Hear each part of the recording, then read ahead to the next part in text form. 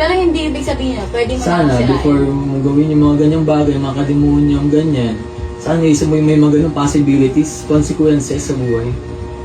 Hindi ko ba natakot sa mga nag-cheat ngayon, tapos pinopost? So, yun nga yung gagawin mo. Hindi ko alam. Ay, nasa 50-50 pa rin talaga eh, actually. Ang gusto ko na talaga purpose, malaman ng boyfriend mo. Sobrang lala kasi ng gagawin mo, Phoenix man. So, di mo lala yung ginawa mo. Malala sa'yo. Alam mo yun? Wala na sa patimbangan. Alam It's kong- consequences. Kung nasasaktan ka doon, I'm sorry. Pinakapati natin Kung- yung joyride mo. Kung napasok ka sa relationship namin, sa away namin,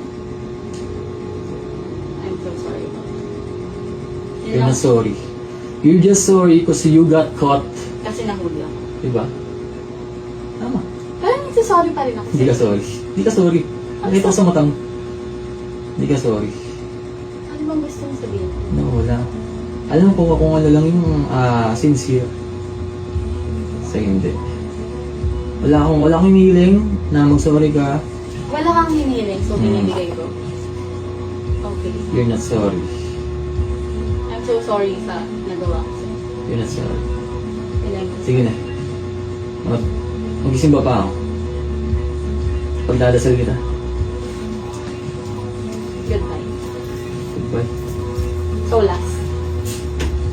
Ano last? Ano last? Last. Kaya nga.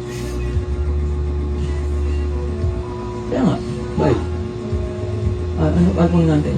Wala lang. Tinitingnan lang kita. Kasi ngayon lang pa nandito. Ito yung last time. Thank you. And sa mga ginawa mo. Sige na. Natin ka pa ng joyride mo ngayon. Sige na. Tinagyan ako. Ha? Gusto mo na tayo hug last time? No. Wala na talaga. That's your last time. Okay. Goodbye. Bye. Wala bang tao dito?